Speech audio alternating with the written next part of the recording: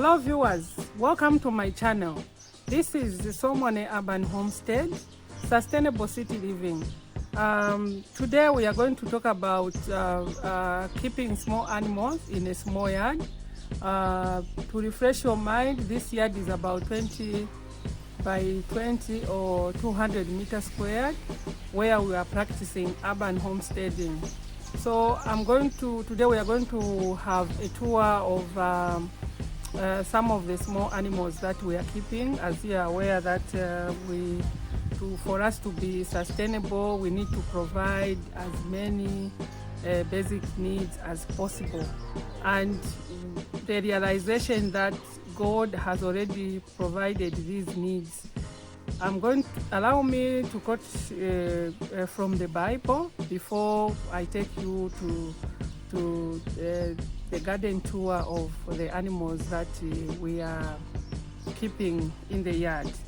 So the quote is coming from Proverbs 27 verse 23, and it says, "Know well the condition of your flocks and give attention to your heads."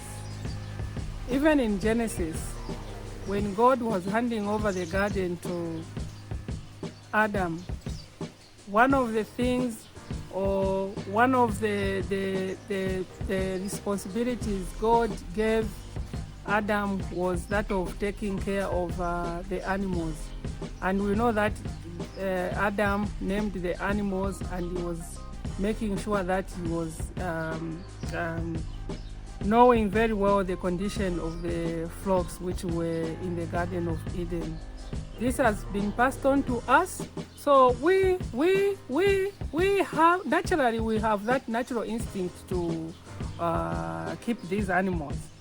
Animals can also turn a backyard garden into a mini farm and provide nitrogen-rich fertilizer. When you are keeping chickens, those droppings, you can use the droppings as fertilizer, because even here in this yard, we are not using any chemical fertilizers. We rely on animal droppings as fertilizer. We are also composting our own soil. This will be a video which will come later, but for now we are just going to talk about some of the animals that we have incorporated in this yard, so that they become part of us, and we have an ecosystem where we are helping each other. We give them food, a place to live. They are providing us with eggs and fertilizer, and sometimes even the meat, like to provide as a protein. So please, if you haven't subscribed to my channel, subscribe and leave your comment on the link below. As we go to the tour of this yard, welcome. So viewers, this is the pen where we are keeping ducks. We just shifted them to this area last week, so we are planning to have a small pool for them, because ducks, as you know very well, they love water. The ducks, as for me, since I'm an Adventist, I don't eat ducks, but my husband is not an Adventist, so this is his project. He loves eating the eggs coming from the ducks, because he says that they are very big and very tasty. So this is my husband's project, and we created this space for the very purpose of keeping the ducks. This is our chicken coop.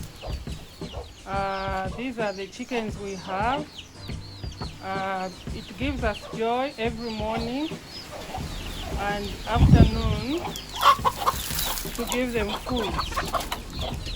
This is the joy of being an urban homesteader. These chickens, they provide eggs for us.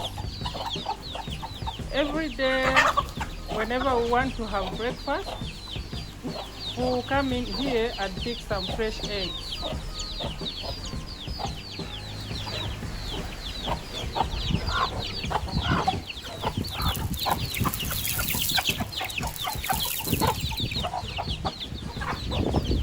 There we go. The guinea fowls are also in this same pen. But the guinea fowls, they are very shy. Whenever they see a human being, they run away. These are the guinea fowls I got from the village. So they must be wild guinea fowls. They don't like mingling with.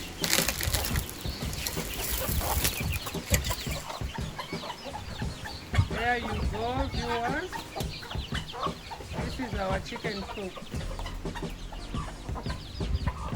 So far, I think we have about over 100 chickens and about 15 guinea fowls.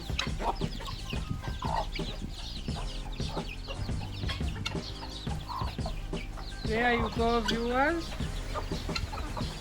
This is our chicken coop.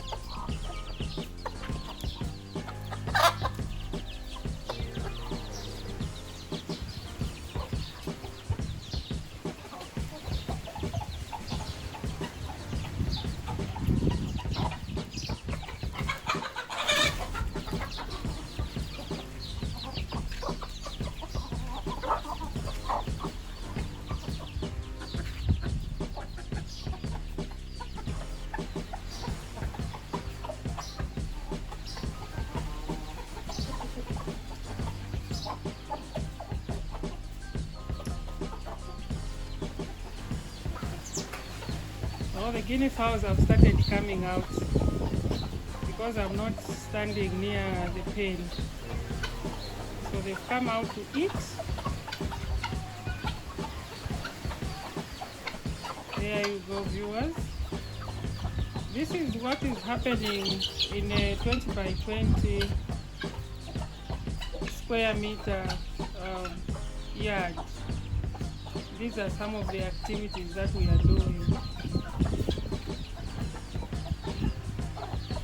Small animals. We provide shelter for them, give them food. In return, they give us chicken manure, which we put in our garden, and fresh eggs.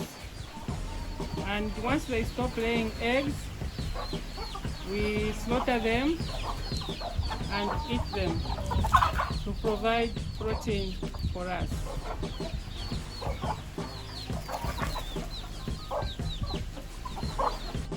Hello viewers, this is a quail house.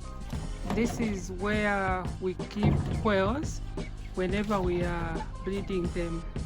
At the moment, we were given these white broiler chickens, and instead of eating them there and then, we decided to keep them so that we can get rid of all the unnecessary processed foods they were eating and unnecessary vaccinations which they had. We'll keep them for some time, and later on we are going to consume them. So this is a quail house. At the moment we don't have quails. We just finished the batch that was there. We sold some and we were eating some. So this time around it's just these 3 chickens which we were given. This is a quail house. This is our fish pond. currently there is no fish, and this is the rainwater that she collected in this fish pond. This fish pond keeps about 500 fish. We just harvested some in November, so we didn't restock because we are planning to turn this place into something else. You know, even keeping fish is just like chickens. You are supposed to feed them every day. You're supposed to make sure that they receive enough oxygen, which is necessary for them to grow. You have to make sure that the environment is good for them. So we've decided to put something else on this space and get rid of the fish pond because it was just too much for us. You're supposed to feed the ducks, you feed the quails, you feed the guinea fowls, you feed the chickens and the fish. We decided to let go of the fish and then remain with the other small animals. So this used to be our fish pond, soon to be turned into something else.